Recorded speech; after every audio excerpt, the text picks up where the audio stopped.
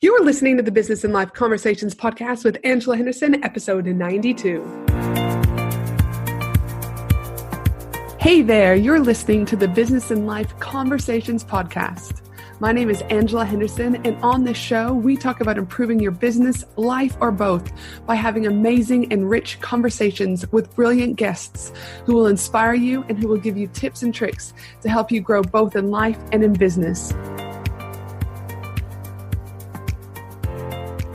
Well, hey there, and welcome back to another awesome episode of the Business and Life Conversations podcast. I am your host, Ange, from Angela Henderson Consulting, where I'm a business consultant and coach who has helped hundreds of amazing women business owners get all the pieces in place to have consistent 5-figure months and then on to 6-figure years without burning out in the process. Now, as you know, if you've been listening to this podcast for a while, and even if not, you're about to find out, I love all the guests that come on my show. They each bring something magical. They are inspiring, they are smart, they are fun, they are funny. The list goes on and on. But every once in a while, I meet someone who makes me really, really, really take notice, makes me really pay attention, captures my entire attention, which isn't easy when you have full-blown ADHD. And this is how I felt when I first heard Ali Watson speak at a conference I was at last year in Sydney. Ali is the amazing founder of Code Like a Girl and is all about empowering women and girls to be equal creators in building the future. She has created a remarkable social enterprise that is making such a positive ripple effect across Australia and the world collectively. You see, at Code Like a Girl, this is what Ali believes, that her team believes.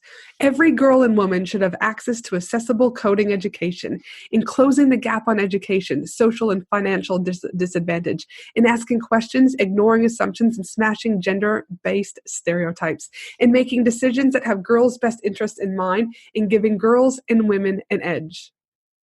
So if you haven't picked up with my level of enthusiasm in my voice, I am super, super pumped to have Ali on the show today. We're going to be talking about where this idea of Code Like a Girl came from, the role that social enterprises play in making this successful, exploring how she stays viable through being a social enterprise, and so much more. If you're wanting to know who and how you can make a bigger impact with your business in the world, and you want to learn from an amazing human who is doing this and making ripple effects all across the world, I encourage you to sit back, get comfy, and get ready for an amazing episode. But before we hop straight into this amazing episode, I'd like to remind you that if you enjoy this episode, I would love for you to share a key takeaway, a snippet of you, whatever it is that you want to do, a fun fact over on your Instagram stories, and tag me at Angela Henderson Consulting, because it would put a smile on my dial. Also, this episode is sponsored by my 12-month group coaching program, Profit Pillars, which helps women in business create consistent 5K plus months. My 12-month group coaching program is for women business owners who are ready to take action, who are ready to grow a profitable business. My amazing 12-month group coaching program includes the complete Profit Pillar training systems with videos, PDFs, guides, and more, monthly live strategy sessions, monthly hot seat calls, monthly masterminds with guest experts, 24/7 access to our amazing private Facebook community, world-class member support, special bonuses and secret surprises, and so much more. To learn more about my 12-month group coaching program, Profit Pillars, you can simply head to angelahenderson.com.au and click on the I want to create 5K months under the subheading, How Can I Help You? Now, let's get ready for this amazing show with Ali. Welcome to the show, Ali. Hi, Angela. Thanks for having me. Gosh, no, thank you for being here. I know you are a woman in demand, Ali, so I appreciate you taking your time as you are helping empower women and girls around here in Australia and collectively around the world. So thank you so much for being on the show today. You're very welcome, Angela. Thanks for having me. Now, we only met late last year at a speaking event in Sydney, and I remember being at the back of the room, and I was like, and all of a sudden, like I said in my initial introduction to this particular episode, I was like, okay, wow, she's got me interested. Who is this lady? What is she talking about? I need to know more. And so I was what I loved about you is just, again, your focus on making sure that we are empowering women and girls to be equal creators in building the future. And that's why I really wanted to have a deeper chat to you about that today. But before we get into that amazing chat about empowering women and girls, I always like to ask a fun question to the guest that comes on, just so that the audience gets to know you a little bit better. And so my fun question to you is, obviously you are Scottish, all right, and that beautiful accent of yours. So what is your favorite place back home in Scotland? Oh, that's a really good question. I've been thinking a lot about this recently. I moved up to a really beautiful green kind of mountain-esque suburb in Melbourne recently, and it's been bringing back a lot of memories for me. My parents were separated when I was younger. My dad, he actually lived in the country. He lived in this little town called Dunblane in Scotland. And I had some of my best childhood memories in this little country town where he lived just right next to these forests, and it was building tree houses, going exploring, doing bird watching, and going really long walks in the Scottish countryside. And I'd probably say for me, that brings a lot of happy memories, and even just walking about the Australian bush and the Victorian countryside. I think it has this strange little memory piece of memory that sort of comes out on me that helps me reminisce about my childhood and some of those happy memories. So I'd probably say, yeah, countryside of Dunblane is probably some of my favorite places to go walking. Well, that sounds pretty magical, right? You kind of took us back to like a story script there, Ali, which is always great. And there is something to be said about childhood memories. And I also think about connecting with nature naturally. I think a lot of our society, especially in first world countries, where there is a lack of, or there's a disconnect, I should say, with getting out with nature and the benefits of nature, just being in sunshine for 10 or 15 minutes, smelling the fresh air and putting technology down is, I think, so powerful, but yet so many people aren't making the choice to do that. So I couldn't agree more. Yeah. I think that's a whole nother probably conversation I could have on another podcast episode. But I do think, I know like my son and daughter, we were walking around here in this particular, we live in the Gap in Queensland, Australia. And it's all the way out. It's kind of like the last suburb before you start heading inland. And so we've got all the beautiful green trees and everything like that. And the kids, we typically go for a bike ride or a walk 3 to 4 times a week. But my kids have said, and they've started to notice, Mom, why are we the only ones out here? Where are the kids? And I say, well, everyone has different lives. But he's like, and I was thinking though about when he said that is, yes, people kind of use the excuse, I believe, is my kids could get, kidnapped. Okay, well, that is a possibility, but the likelihood of that happening is quite minimal. So then I think, okay, well, maybe they're in their backyards. But then Finley's like, but Mom, I don't hear other kids playing in their backyards. And I was like, fair enough call, right? So I was like, well, where are the kids is what I'm saying. So I do believe there's a disconnect. So it is lovely to hear about those beautiful memories you had back home in Scotland, and how that equally, I'm assuming, you get back into the Melbourne, your new suburb, and are able to, experience that newness for you there also. Absolutely. So now, Code Like a Girl, let's be honest, it's amazing. Every element of it is amazing. And I know a lot of the listeners might not even know what the hell I'm talking about yet, Ali, but absolutely they're in for a treat today. So can we just start off by a little bit about giving a background about what is Code Like a Girl, and how did you, come up with that name? Where did it all begin? Oh, yeah, right. Let's get stuck in. So let's start with the name, Code Like a Girl. It's always a really good conversation starter. And it's really, really leaning into that kind of claiming back this insult, like a girl, you fight like a girl, you punch like a girl, and you run like a girl. There's an incredible campaign, and it's probably about 10 years old now. And I remember being in my really early 20s, it came on the TV. It was Always is a female kind of sanitary towel brand. I think it's in the US as well as the UK. And so they had this incredibly powerful advert that came on, and it was interviewing young kids and older kids and adults, and it asked each of them to fight like a girl, to run like a girl, to throw like a girl.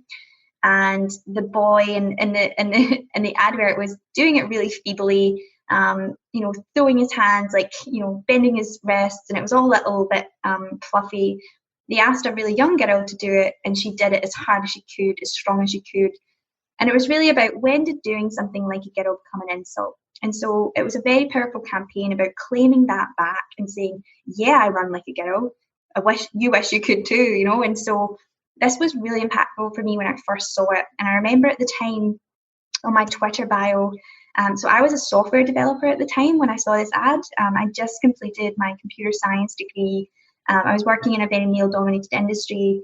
And and often, came across people who were always very surprised, that I was a developer, and in particular, a back-end developer. It was a very male-dominated role, and not many girls ended up in that space. And particularly myself, I have a lot of feminine energy, which I'm really proud of.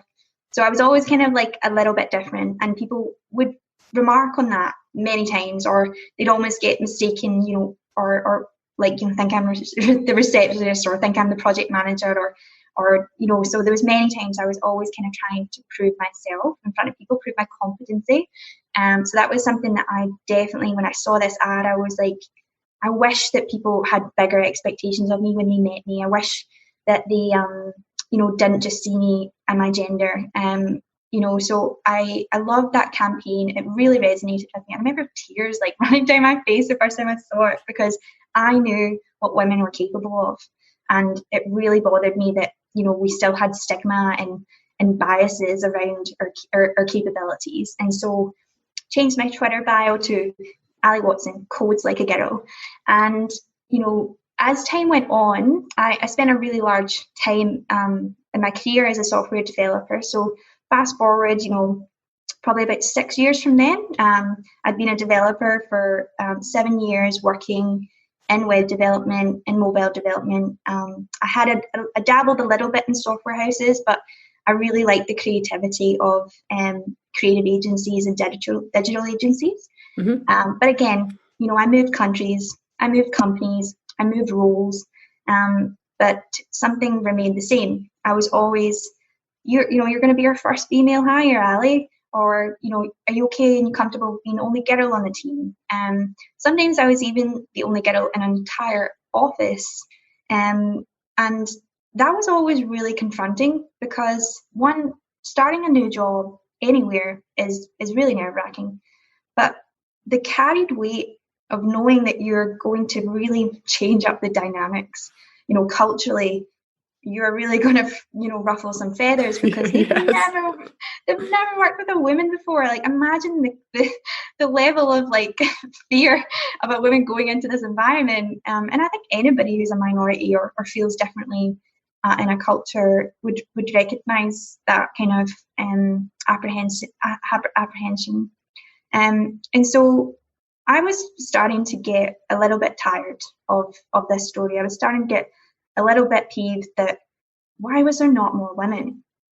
And it bothered me for several reasons. One was that I fell in love with computer science and software development.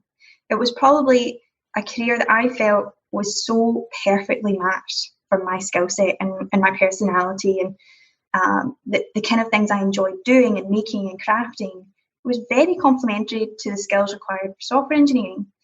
And that bothered me, because I almost didn't get into computer science, because actually I thought I was destined for art school.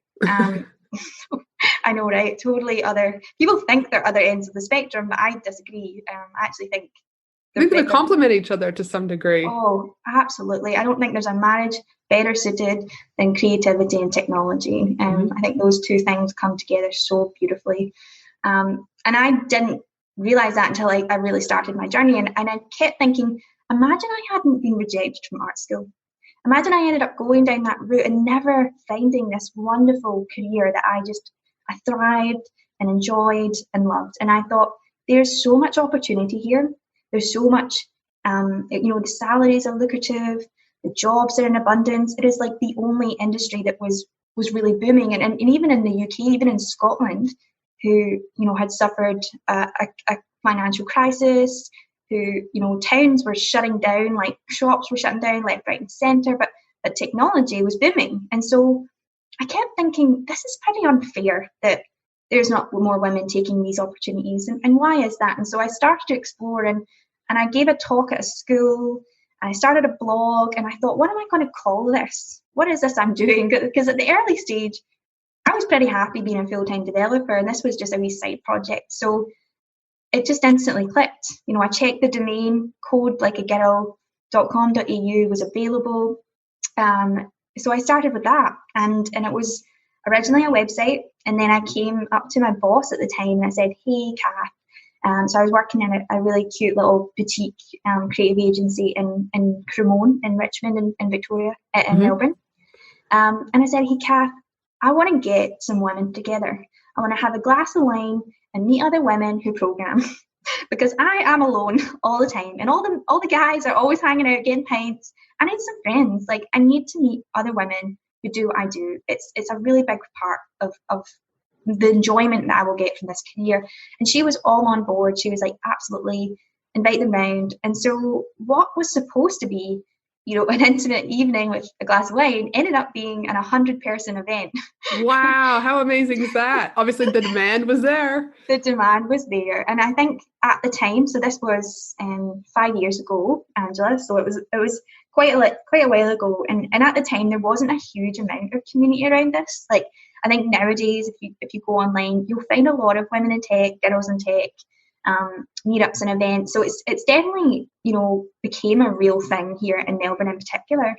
But at the time there wasn't much movement, there wasn't much going on. So I think we just hit the mark at the right time, right place, and it was such a huge, overwhelming response. Ever since that first event, I knew that I just fell in love. I fell in love with these women. I fell in love with their challenges. Like, I wanted to be in part of the solution.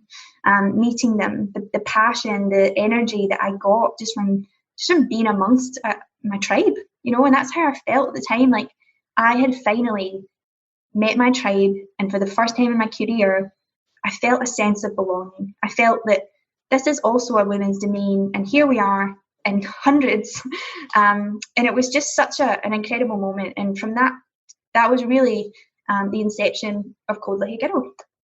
So awesome. And I like how you said that you wanted to be part of the solution, because there's so many people complain, fixed mindset makes me want to start chugging wine, I'm like, oh my God, focus people, So the fact that you're like, hold on a minute, this sucks, but we're going to change this shit up, people. We are going to come up with a solution. And you did. To get 100 people at an event, they too probably felt lost to some degree, not knowing what to do. And the fact that you guys all came together is so powerful. And then, so obviously you're at this event, you're having a conversation with obviously 100 women, all right, juicy, rich conversation. You got a good glass of wine in your hand. How did you then go from that to going, okay, let's build a social enterprise? How did it go from there to there? So we started to gain traction. We started getting media attention. Radio stations were phoning us up, wanting to talk to us, wanting to film us. So people came to the place I worked, and they wanted to know more about what we were planning. And also something really early on, when I decided to do this. Now, I don't really try things. I go in full throttle. And so I remember at the time saying that this is not going to be a one-off event, because I knew that people had attempted maybe different things. It was all staggered. There was no regularity. There was no community being built. There was no networks, really strong networks being built. So I promised at that very early stage that no matter what happened, this was going to be a thing that happens again. So I committed at that point to do events every sort of 2 to 3 months, which we did. So we were doing that for about 6 months. So we'd had about maybe 3 big events, and each one were just, packed out, sold out. Venues and partners and sponsors were coming on board because they wanted in this action. They wanted to meet these women. They wanted to put their stake in the ground and say, we support this. So it was starting to build a lot of momentum, and we were starting to actually get funding partners on board. I was approached. So this was December 2015 or 16, actually. Totally don't even know what year it is right now. I got approached by PwC and the Foundation for Young Australians, and they called me up and said, hey Ali, we've heard about Code Like a Girl and we think it's awesome, and we're running this accelerator program for STEM initiatives. Now, as a developer, I didn't really have much knowledge of the entrepreneurship world, the startup world. I'd kind of just worked for established businesses, and the idea of starting a business really never actually crossed my mind at that point. And so they called me up and said about this accelerator program, and I didn't even know what that was. So I'm on Google. Now it's 3 p.m. on a Friday or something like that. And they said to me, the deadline's close of business to apply. And I remember being like, I'm at work. I don't know what I'm applying for or what the hell's going on. Honestly, this was a real story. And so this lovely, lovely guy from the Foundation for Young Australians, Matt Benetti, we're good friends to this day. He said, Ali, this is the chat. This is the process. This is the program. And it sounded wonderful. I was going to meet 60 other entrepreneurs who were trying to tackle a social problem. They were going to supply flights and workshops, and it was only a very small commitment in terms of what I would need time off work for. And then at the very end of the program, there was a chance to pitch your idea for funding. And I remember at the time thinking like, well, this sounds cool. I'll apply. I'll throw my hat in the ring. I got permission from my boss at the time to just work away on the application the rest of that afternoon. And it did take a couple of hours, and I submitted. And at that point, I really wasn't sure what was going on. I got an interview, and I remember going up to PwC for the first time. Now, if you've never been to their offices, they're very swish, very corporate, very lovely. I remember traveling up in this lift, like 11 floors, high skyscraper in Melbourne, walking past people in suits, going to this very formal meeting room. There's someone from Zurich on the TV screen. I'm still a bit like bewildered because this all happened really, really quickly. And they start asking me about Code Like a Ghetto and why I started it. And I think one thing that, has always been something that people tell me often is the passion for what I do. The authenticity it's because I've experienced it. It's because I've lived what it's like to be a girl in a computer science class, and I've lived what it's like to be a software engineer in a male-dominated industry. So the passion I have for solving this problem is very, it is real and it is inside me. And even at that early stage when I had zero business acumen, I think that really shone through, and they accepted me into the program. And at that stage, I met lots of not-for-profits, social enterprise. I was actually exposed to this idea of a social enterprise. And what a social enterprise is pretty much like a business / startup governance with a bit of a social or not-for-profit value. So you may create a commercial model that actually also solves a social problem. And the benefits of that model, which was kind of awesome to hear about and meet people who had been through it and started these things, is that you can build something scalable, you can build something self-sustainable, because at that point I realized that no one's really tackling this straight on. No one's throwing funding at this, no one's dedicating full-time resources to this. What people are doing is initiatives. People are doing community groups or things that are very grassroots or in small kind of doses or small areas of the ecosystem, but nothing's going hard on this. And I felt there was an opportunity there. There was an opportunity to create a business, to work on a commercial model that was sustainable but also solved the problem. And as a developer, I'm a problem solver. That's what, that's what you do. It's coded, no pun intended, inside of you, my friend. Exactly. And so I got pretty excited about this idea of working on something that, hasn't been solved yet, that is a global problem. Not every country suffers from the gender imbalance that we see in Australia or the US or a lot of westernized countries. There's big gender gaps there. But when we look at Iran or India, their gender gap in terms of their education for computer science is very equal, very balanced. But when you look at the industry, they also have issues in terms of women at work. So that's a whole nother issue for a whole nother time. But I knew that it could be solved. And I knew that there was something like culture or biases or stereotypes that were barriers in our society that could be lifted, that could be changed. And so there was a glimpse of hope that I felt as a creative entrepreneur coder that maybe I could solve. And so at that point, I went all in. I did my pitch at the end of that accelerator program, and I actually won $10,000. And this was the first amount of money and real money that the business saw. And so with that money, we set up the business. And so we did go for the governance structure of a for-profit with a social cause. And so the idea would be that we could create a commercial, sustainable model that would then support this social vision, which was close the gender gap in technology. And so ever since then, we've been iterating, we've been learning, we've been creating products, we've been creating services, we've got corporate clients, we've got public clients, we've got parents, we've got all sorts of different customers. And we have, we've really been through a lot of different revenue models. And I think that's been a very educational journey for me as transitioning into a developer to a CEO, which is what I call myself now. So I'm a full-time CEO for the business. I cannot remember. I go on tangents, by the way. It's so okay, we all do. I feel like I totally have forgotten what the original question was. Oh, when we started to decide to move to a business. So, so that was 2017. That was February 2017 was the date that we registered as a business. And at that point, I wanted to shift gears. I wanted to give up my engineer job and go full-time with this, because we were in Sydney by that point. We were in Melbourne. And I could see that I just needed some funding to be able to create some educational programs, some quality educational programs. And so that was kind of where it all sort of shifted gears, really, and moved into that business realm. And with that business realm, I mean, can you talk a little bit more, obviously, as a social enterprise, all right? Are you able to, I'm going to assume here, and it's never good to assume, but do you have investors, or how do you stay financially viable? Is it grants, corporate sponsorship, partners? What does that look like for you?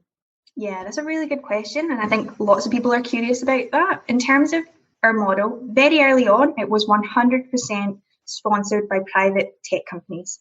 So there was no equity involved. It was basically like event sponsorship, because that's really all we were doing at the very beginning. When we transitioned to do coding camps, that was a big step for us, because that was a product, and it was a 3-day camp, and we wanted it to be scalable. So we couldn't just do sponsorship, and we didn't want to just give away this for free, because from experience, from talking to people, there's a lot of effort that goes into arranging something, particularly for kids. For 3 days, you need teachers, you need working with children checks, you need child protection policies. There's a lot of admin that to assume that you can do that all in volunteer time is not scalable. So that was kind of the first challenge of, okay, what are we working with, and how do we create a 3-day curriculum that's fully staffed, that can be scaled everywhere. Yep. Now we've worked out a finance model, and that finance model meant that the corporate funding that we got could establish a really core team. And that core team is marketing, it's business development, it's a bit of social, and it's an education director. So we have a quite small team. And so our partnership funding, the sponsorship funding, really sort of covers those overheads. And then the ticket price of the actual camp covers all of the facilitators. So we actually pay teachers to work with us during the school holidays. And that was a really important turning point from going from just, getting free labour and being volunteer-led. And that was difficult when we were volunteer-led, because people get busy. People have their own careers. And you lose those champions, those absolute passionate champions who come on board because they care about the mission. But after 2 camps, they're tired, they've got jobs, they don't have the commitment that you need to kind of keep going and scale. So I really wanted to put in place structure that meant that every single school holiday, I could be scaling, I could be delivering, that these camps would happen without people pulling out. And so I'm so happy that we went down that route. And I was a little bit apprehensive at the start, because I think because what we do is for kids, what we do is closing the gender gap, there's an assumption that, these kind of things should all be done by free labour. People should be spending their volunteer times, but it's just not scalable. And we've really proved that. So now we're teaching about 1,000 girls a year. We're running camps in Canberra. We're just about to launch in Adelaide. We're doing them in Sydney. We're doing them in Melbourne. And now we're even doing them in regional areas. So it's incredible that this finance model has allowed us to reach more kids, to do even free camps in regional areas, to create training for teachers. So a lot of our teachers come on board, and they're paid during the school holidays so they can work on their professional development. So a lot of teachers get exposed to our curriculums, which are very easy to pick up, train up, and deliver, which gives them exposure to content that maybe the school system doesn't have access to. It gives them a lot more confidence in delivering digital curriculums, which is now within the school system. So it was kind of like a win-win ecosystem that was scalable, and that's exactly what we wanted to really achieve. It also gave us budget to create really nice marketing assets, to invest in curriculum development. So we now have unique curriculums that all kind of have that marriage of creativity and technology. So as an example, our upcoming camp, which is about to go online in a couple of weeks, is Head, Knees, Shoulders, Code. And so it's fun. All about, and it's always fun, and it's all about med tech and how technology is used in enhancing medical innovation. Our last camp was Code Your Own Adventure. We would focus on travel and technologies and travel. We had Into the Wilderness, which was around big data and technology and conservation work and endangered species. These kids just immerse themselves for 3 days in topics that they care about, topics that ignite their passion, and we show them how technology can be applied in these worlds, in these industries, these problems, in a way that's never been done before. And I think I really am proud of what we've managed to achieve with Code Like a Girl. The kids get little patches each school holiday, so we're seeing 30% return rate, where kids just want to come back. They want to meet their friends again, they want to learn more. And we're not just teaching block coding, we're teaching actual web development. The kids made a website of their favorite animal who's endangered, and we're able to show that to their parents. They're so proud of their achievements and the outcomes of the camp. So without that funding model, we would just never be able to achieve what we've been able to achieve just through sponsorship. So very slowly, we've moved from 100% sponsorship to 50% sponsorship. And the rest of the funding comes from either ticket sales or through corporate and private clients, which we now do, in-house camps at big corporate businesses, or those free regional camps, which usually have a big monetary sponsor who covers the whole program. So it really has kind of shifted into not a fully self-sustainable model yet. I would say that sponsorship doesn't feel sustainable for us. It's really, you feel like you're kind of always trying to get money, and you're always kind of pitching about what work you're doing. But the reality is these companies only have a certain amount of budget, and they disperse that budget between big issues. So you're competing with budgets for homelessness or other sort of initiatives that companies really care about, which is so understandable. So it's getting harder and harder to pitch for the funding we need just based on coding for girls. And that's something I've always been really acutely aware of, that I cannot build a business that relies on donations or sponsorship or grants, because agendas shift. And I do think, particularly with gender inequality and technology and the imbalances, people are starting to get diversity fatigue. Businesses are starting to shift into different areas of diversity, and the budgets are getting smaller. So I'm in a rush, I'm in a race to build this business so that we will always be there for our girls. Even if the corporates don't back it, we were going to create something that is long lasting, that will never give up on this issue. So that was really important to me. You mentioned something there just a minute ago about that you're never going to give up on the issue. And I know when we were at the conference speaking together in Sydney, you had talked about a variety of different super powerful stats. And I can't remember all of them, but you did talk about gender gap, for example. And I'd love for you to talk a little bit about, so that the audience can understand some of these bigger issues that maybe they kind of get a 5-second spill on the news here and there, but really the impact that, I guess, if you kind of scratch the surface, that it actually has not only on women and girls, but collectively on our overall environment, our world moving forward. Are you able to talk a little bit about that? Yeah, absolutely. I'll maybe start with the stats and what we're seeing in terms of the issue. So there's two parts of the issue. There's the pipeline issue, which is the people entering the technology industry.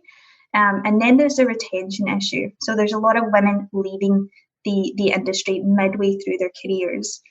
Now, at this senior point, they are very valuable to companies. So we are losing magnificent assets to our economy, to our workforce, by losing these women. And so to put a stat towards that, we don't have any Australian figures on this, but in America, they have a stat of, and I'll need to just, maybe you can check this for me, Angela, but it's 56% of women are leaving technology, midway through their career. And that's in comparison to 17% men. Wow. Yeah, so it's a really big difference. And I can't comment on, the exact reasons why, but here's my opinion. Here's what I think. I think that, women are obviously still socialized and obviously, practical reasons, maybe leaving to have family. That could be one issue. Yep. And the return to work pathway is not very appealing. It's not maybe structured. It's not supportive. So a lot of these tech companies, a lot of these startups, because they are male dominated, don't have great benefits for women or haven't even thought about them. So as an example, some startups, I've had people tell me that there was no bins in the bathroom. Yes. That they asked, someone head up, hey, by the way, there's no bins in the bathroom. And they came around and said, yeah, there's one in the kitchen. Oh my gosh, dude. Now, as a woman, instantly you're like, what? Are you serious? No breast pumping rooms. We've had women, tell us that they were asked to go in the server room to express. Oh, come on. Yeah. Yeah. So, you'd be quite surprised. And I think the good thing is, we have progressed a lot, and it's a real area that people have really stepped up and really educated themselves better on it. It's almost like a real crime nowadays to not address these issues, and it should be, because it sends a message, and I think that message, is really helping make this problem worse. It's sending a message that this is a world built for men by men.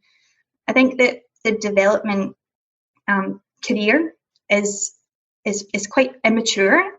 I think that I would love to see the development career become a bit more structured, and training in particular a bit more structured. When I compare, what it's like to be a software developer as opposed to a doctor, the progression of your career is very set out. If a doctor, graduates, they start doing their residency, they have a year 1, a year 2, and then they're sort of out in the world themselves. There's a lot of structure around that training process. With development, there is an expectation, and I think this is still the case, that you really should be upskilling in your own time. When I worked as a developer, many of the projects, many of the languages and the frameworks I was given, I was hardly ever given time to train. I was chucked on projects and I'm like, I've never used this language before.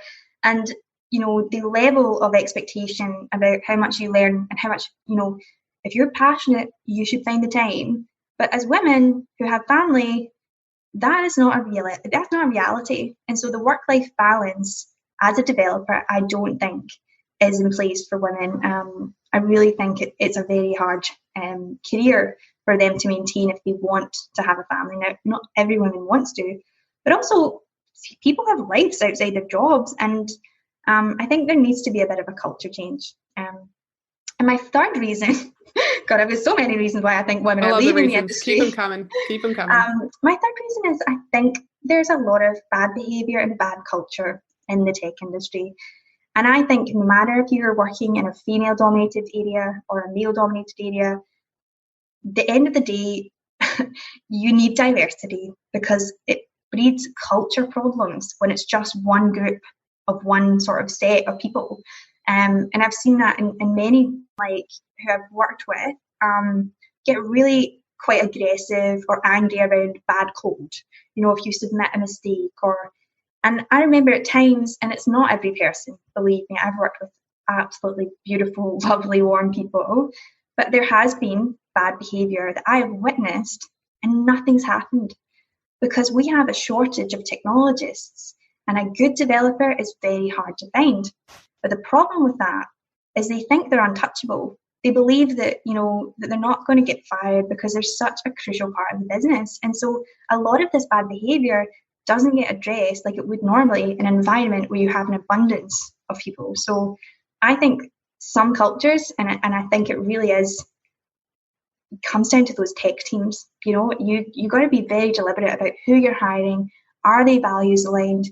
It's not just about the code and how good they are. You've got to be employing good people who can work with others, who can mentor, who can support, particularly when you're putting a minority into that group. So I've experienced it, and I'm pretty sure lots of other women in that position would have experienced it. And I think that I don't have a huge amount of experience in other industries and other roles. So this could be just like something that a lot of people experience in their jobs.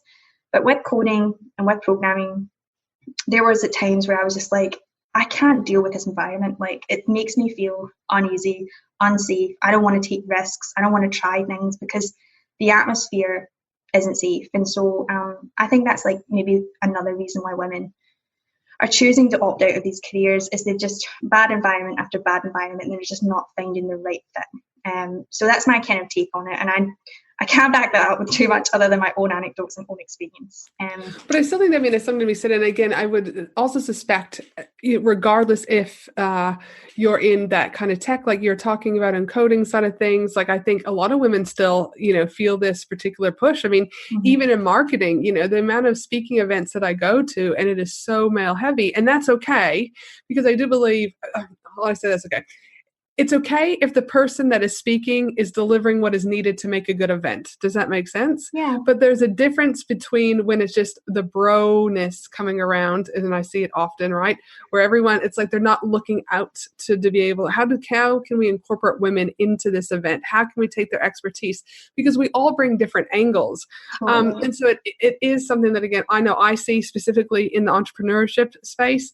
There's different speaking events that I've tried to, speak at, or I have been able to speak at, and I'm one of 2 girls, and there's other 8 or 10 different males. Again, I'm all about again, if you meet the job description for whatever it is you need to do, and you're the better player, hands out to you. But I don't think that's always the case in a lot of places. I think it is. There's a lot of times I'll walk into the room, and like you said, you're the only female in there. Yeah. There was a amazing business coach over in the United States who kind of works with 7-figure and 8-figure businesses and entrepreneur space, Allie Brown. She was just talking about actually the other day why she's just created her own, I guess, subgroup called The Trust, specifically for those women in 7 and 8 figures, because she was saying that when you go to an event, a lot of times the women-led events that were going, where the women would stop going back to them because women were afraid to have these really rich and powerful conversations because so they lacked self-esteem, et cetera, et cetera. But they would go to the male-dominant ones because the males were prepared to have those rich and juicy conversations that the women were craving and they needed in order to, kind of excel their businesses. So Allie has made it kind of her bigger impact part of the business that she's wanting to leave, as a legacy for women in business, to be able to have equal opportunity to have access to great, enriched, juicy networks that are women educated and enriched and isn't dominated by males. She's only just released this in the last few weeks into the new year. So it's been really great to see that she's kind of leading the way in this. Because she too has seen a gap. There hasn't been a lot of data. What she says, she's just like observations and people reporting back, and she's like, well, how can we change this? Something's got to change. So I love, again, she's looking for a solution in this field, because again, I think it's an issue kind of anywhere. And again, by you starting Code Like a Girl and empowering women and girls to be able to build that confidence and step up into the world of coding, I think other people will start to get that in other fields also. Yeah. Oh, that sounds excellent. I'll have to check it out. Allie, what was her second name? Allie Brown. All the Allies, look at us. No, look at Allie, and A-L-I, so not with the A-L-I-I, but A-L-I. Yeah, so she's fantastic, and it's called The Trust, and so I'm really eager and excited to see how this evolves over the next 24, because she's just starting her kind of first not beta round, that's not the right word, kind of the first round of this is happening now at time. Yes, and it's just super excited for her. Now, in regards to empowering women and girls, obviously you started off with empowering the females, who are in the tech space, and then you started to bring on the girls. And, can you talk to us a little bit more about the broad type of services that you're offering? Because again, before we press record on this, you're talking about some exciting things that are happening for you, but did you see a gap?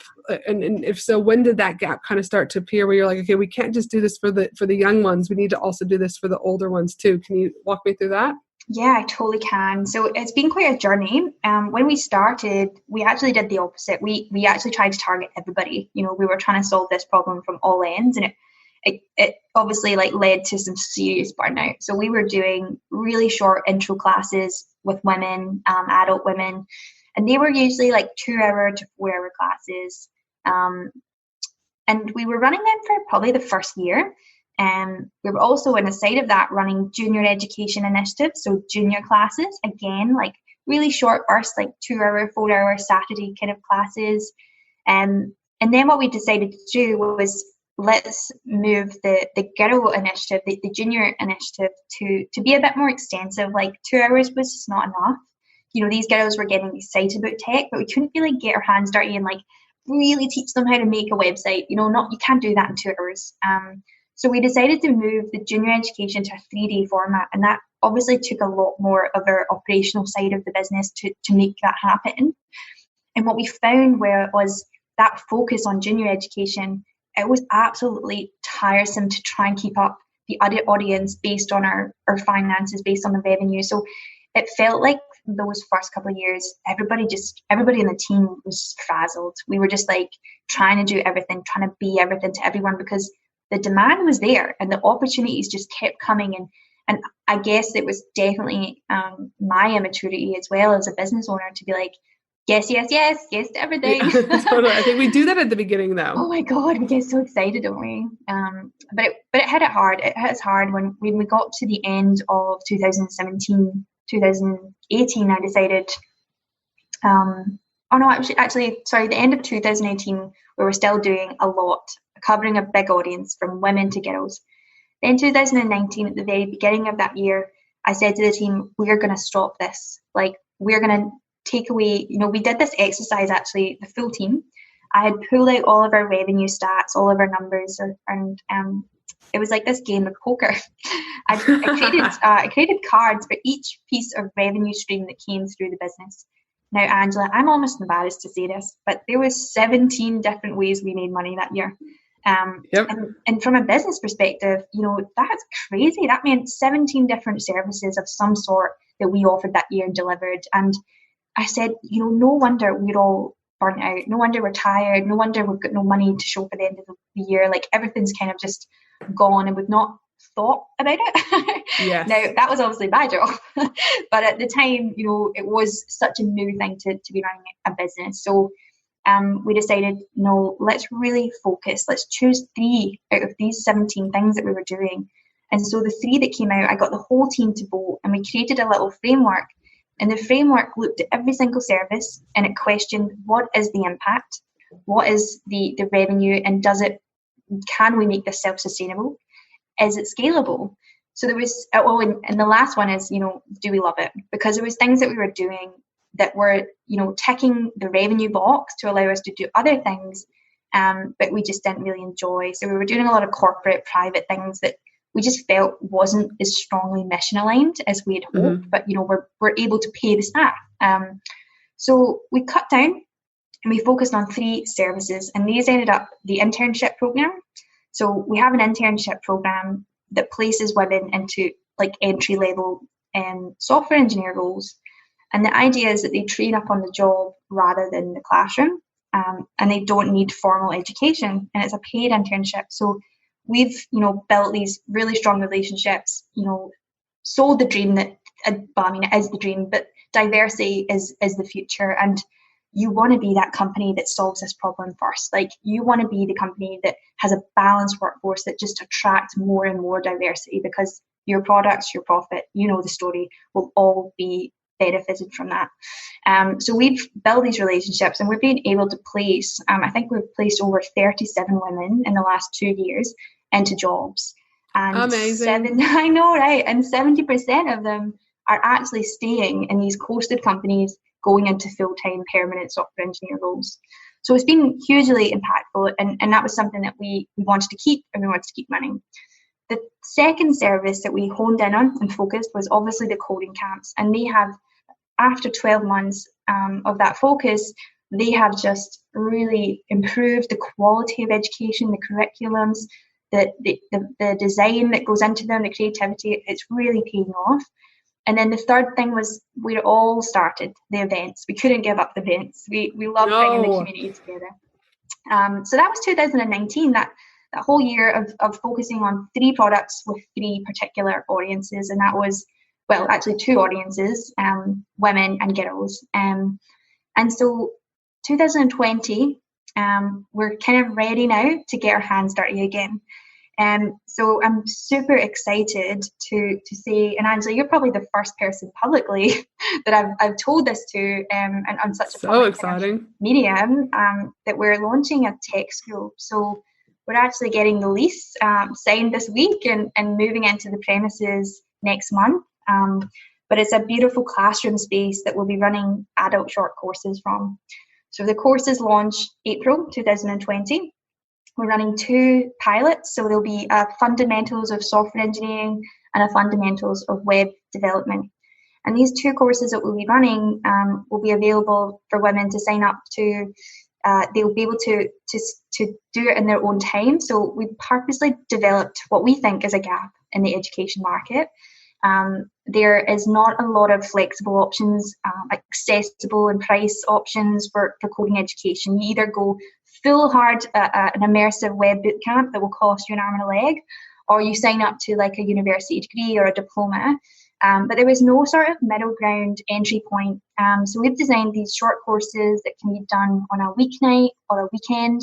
It's 2.5 hours a week with some take-home homework. You do your micro, we're calling them sort of micro courses and short courses. You do it over 10 weeks. And by the end of that term, you'll have a really basic, solid level of knowledge within software development and web development. But also on top of that, you have a huge community of women that you'll meet and that you'll have access to keep your learning going. So we really wanted to target this audience because the internship had been going so well, but out of the average 50 applicants that we get a month, we only put through 10 to the intern companies, and 40 women each month, we're kind of not doing anything with, and they're not quite meeting the benchmark, but there's nothing out there other than online education to offer them. And we know that education is a social experience, that peer respect and motivation helps us get past those big hurdles. And so we wanted to create an education experience similarly to our coding camps, just as effective, just as creative, and an environment where women are absolutely going to thrive, that they're going to enjoy the course, they're going to get the support they need at an accessible price point. That's always been important to us. Like, I don't want just more and more affluent people coding. Yes. Like, the world has enough like white male privileged coders. We need people from different backgrounds. So we've always been really sensible in our pricing with Code Like a Girl, and that was something we believed was really important. Like, self-sustainability is one thing, but also not, we're not this corporate money hungry company. We're just covering our costs, and a little bit of investment goes into new initiatives and new ideas that we can get a bit creative with. So that's 2020. Big news for us. Gosh, oh my goodness, but how exciting. But again, you've also, you've picked up on something that's not only going to leave an impact, but you found a gap, right? Is that you said 40 women every single month, in the application process is getting turned away, but have nowhere else to either upskill, again, build those relationships and connections, right, to potentially look for other opportunities. So you've really gone it's impact, but from a whole different level too, right? So, and through that, you're going to be able to build their self-esteem, their confidence, their obviously their skill set. And from that, it's going to make a bigger impact onto the community. You're going to have more diversity, but then equally you're creating opportunities for women to have jobs and give back to themselves, their family, their community, etc. So I think sometimes people forget that it's a ripple effect in some of the things that are happening. And it's not just that kind of short-term solution. It's actually a bigger solution for long-term problems, right? So, or that we've been facing collectively. So how amazing that the school is going to be starting, that you've got this beautiful space that you're going to be attending. But I also want to touch upon something that I think is super important for those business owners and other entrepreneurs out there that are listening, is that the importance of more does not mean better. More does not mean profitability, all right? And I see a lot of women who come to me either in my group coaching program or my one-to-ones, and they're like, I've got 50 programs and none of them are doing really well, or I've got this going and that going and that going. And so I too am we've got to look at, let's kind of refine what's going on in your business. And working with a guy myself, actually, he's out of Germany, and I met him on my mastermind in the Maldives, but he talked about the importance of not just looking at the profitability of each of your income streams, but also the time that is taken to each of those individual income streams. And that's a big component that people don't measure. Oh, absolutely. And so one of the things I've been doing with my own clients is using a tool called Toggle. And I'm saying every time you do something, we need to measure it and just track it. It's a free tool. And they're like, holy shit. I'm spending, 10 hours a week on this particular income stream, but it's my income stream that brings in the least amount of money. I probably need to get rid of it and focus on where I am more profitable, where I'm making a bigger impact, etc. So I do love that you had that kind of epiphany when you're like, shit, we're doing 17 different income streams. We're frazzled. We can't keep that up. And that's a lot of the business owners that I work with and see, and also those listeners who listen to this podcast, because they're trying to do everything. Really focus on, and that's what I did last year. 2019 for me was also a year. My word of the year was refine, and I did not do anything new. I refined my group coaching, I refined my one-to-one, I refined the retreat, and it's only now this year that I'm now bringing on my mastermind, because there was no point trying to bring anything else on when my processes and systems, etc., wasn't working, right? So the importance of refining, and again, less can be more. Don't forget that. So, and it takes such discipline. Like, the thing is, I remember putting the stake in the ground at the start of last year, and the team were apprehensive. They're like, really? We're going to cut all this? And I was like, yep. And a few things slipped through the gap. A few things we said yes to, and we're like, oh, we just broke our promise. But, all in all, we kept to it. And I think it really paid off. And yeah, I think you're on it, Angela. That's the best advice you can kind of give someone, is just focus down, keep it simple, and do that thing really well, Yep. And track, as I'm sure going as you get bigger, right? And I say this often, so people who've listened before will know, is that I had a mastermind mentor last year say to me, well, Ange, that's why you're a 6-figure business and I'm almost an 8-figure business. And I was like, damn, she did not just say this to me. Right? I was like, no. But as I got thinking about it, though, is again, when you're starting to look at refining, one of the biggest things that I haven't done, or I do now, since last year, even better, is tracking. People don't track time. They don't track their money. So they might say, oh yeah, I've got an accountant, but are you tracking it? So I was working with a client just before I got on the call to record with you, and she's like, I've got an accountant, but I don't know if I've got enough money to employ this and employ this. And then so when we broke it down, we're like, actually, this is a bigger problem, right? Totally. And she's like, oh, and then so all I can say too is the importance of not only refining, but tracking your dollars in, dollars out, understanding what income stream is doing really well, and that time. I think it's crucial. And I think most of us don't get there till we kind of get a few years down the track, right? We don't think it's important. And I think that goes to I look at business as kind of 3 main stages. Is you've got the survival stage, you've got the growth stage, and you've got the scaling stage.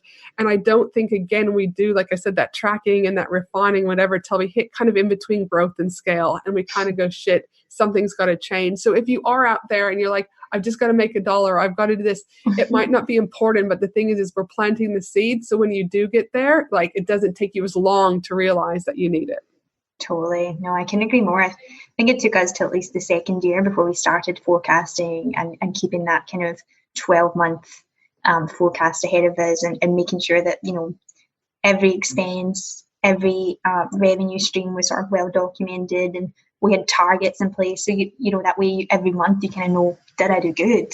Because if you're not measuring, or you're not setting yourself with those kind of, and go big as well. What I've found is, you give yourself a $1 million revenue target, even though if you're only at the 100,000 mark, because you may not reach that, but it's that typical saying of, what is it, reach for the noon, or reach for the stars and you'll hit the moon or something. But I also think you said that again, but you're not limiting yourself, right? Mm-hmm. It's like there's this bigger goal that is out there and more achievable. And yeah, no, there's so much growth from being able to, but again, like you said, though, you're setting those goals, setting those strategies, being clear on what you want is so, so important.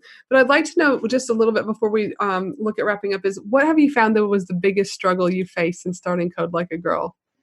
Oh, it's quite easy, I think, for me to answer. I think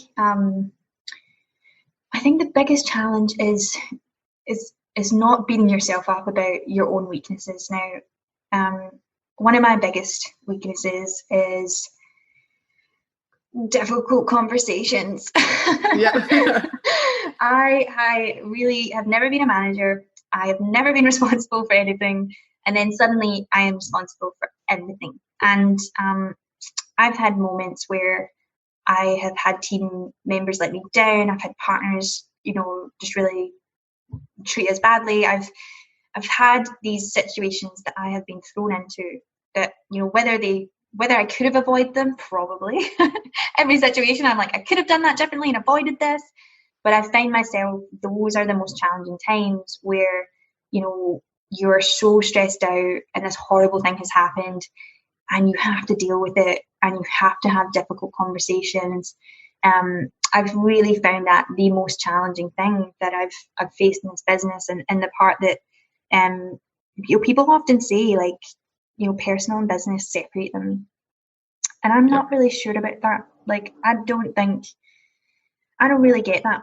I'm not that kind of person. I really lead with my heart, and I really put everything into this business, both personally, I've sacrificed a lot, and I know that it's a short term, and I have that blind optimism that entrepreneurs do have, and it's an optimism that you work hard today so that you can have a life that you could never dream of tomorrow. And you can, for me, it's about, I genuinely believe, and this sounds crazy saying it out loud, but I believe that Code Like a Girl could actually change, the imbalance in Australia alone. 100%. I believe that if we could get this business to a point where it is training 5,500 women year on year, that we could actually close the gender gap. And that is the way that you have to think. So it is hard when bad stuff happens in the business, when people leave, or, I actually, I've had sort of relationships break down, and people say to me, Ali, it's just business. And it's not. It's definitely not for me. And that's probably been the hardest emotional, mental challenge of dealing with these kind of fallouts, dealing with these difficult conversations.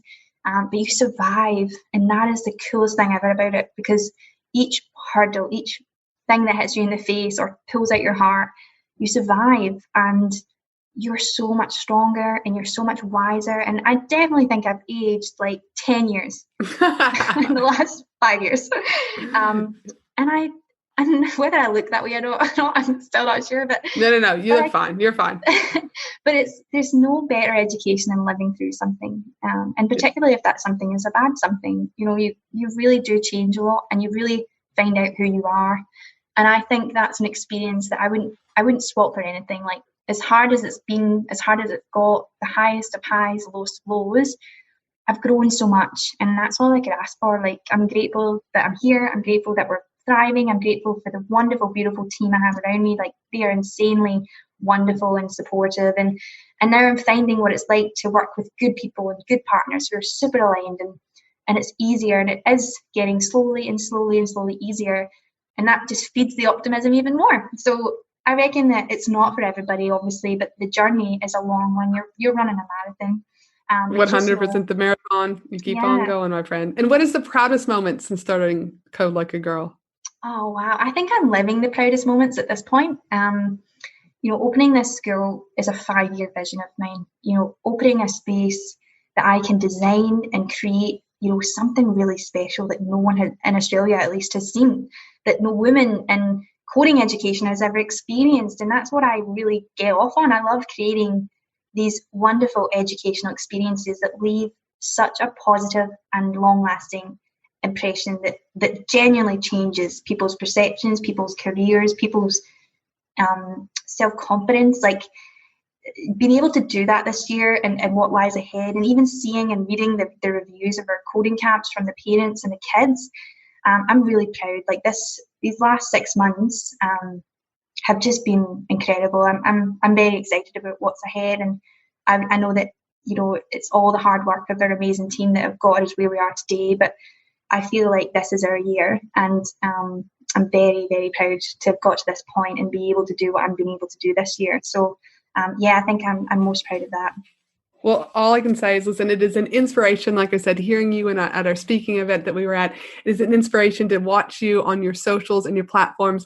And I'm super, super excited to watch you hit this 2020 goal of opening up this school. I think there's a lot of people you're going to change in many, many ways that you probably don't even know. But before we wrap up, how can people learn more about you or connect with you? Excellent. Great question. So absolutely go onto the website. So Code Like a Girl is codelikeagirl.com. You can read all about our internship program. Our short courses are coming online at the end of February. If you want to know more about them or keep in the loop, just sign up to our mailing list. Connect with me on LinkedIn. I usually post a lot of company updates via that. So stay in touch and please reach out. And my final question for you is, what do you know now that you wish you knew when you first started? Oh, that's a bloody great question. No one knows what they're doing. Like legit, no one knows what they're doing, and everybody's journey is so different. Like you gotta sometimes live through things. Like people will advise you, people will consult, people will tell you not to do things or to do things, and if you feel really strongly about it, just do it, and you will learn yourself. Like people have told me not to do things, and I haven't. And then eventually I come around again and I just do it. And then I learn the real thing. I'm like, oh yeah, that's why they told me not to do that. And I genuinely think sometimes you won't listen until you try it. Yeah, exactly. So, and that's the lesson. I don't talk about often, I don't look at things as mistakes or failures. I look at those were the lessons that were needed to get you to that next part of the journey. Totally. And it builds your confidence. Like when people, try and, pick holes in my plans, or who maybe like question my thinking, you've got so much evidence. You're like, well, I tried this and this happened, and I did this and this happened, so I'm connecting the dots and now I get to here. And so there's this experience that you're like, you become more confident in your decision making because you've lived through all the silly mistakes. And the good thing is, make the silly mistakes early. Like you don't want to be making them when it's serious money or serious partners. So that's probably something that I would definitely encourage, is like try all the crazy stuff real early when the stakes aren't too high. Yeah, when it isn't too high. Well, listen, before we sign off, my team and I just want to remind everyone that we will also be putting the whole transcription for this episode together at angelahenderson.com.au, and we'll make sure that all of Allie's links are included in those show notes so that you guys are able to access her quite easily. And as I mentioned earlier on in the intro, if you have enjoyed this episode, I'd love for you to share a takeaway or a tip. Don't forget to tag me at Angela Henderson Consulting. And Allie, what is your guys' handle over on Instagram? It's Code Like a Girl AU. Fantastic. So make sure you take both of us so we can share that. And again, as always, thank you so much, Allie, for being here today. It has been an amazing hour to spend with you, and I appreciate you putting that time out. And for the rest of you that are listening, I hope you have a fabulous day no matter where you are in the world. And I look forward to you joining me next week for another amazing episode of the Business and Life Conversations podcast. Thanks again for everything, Allie. Thanks, Angela.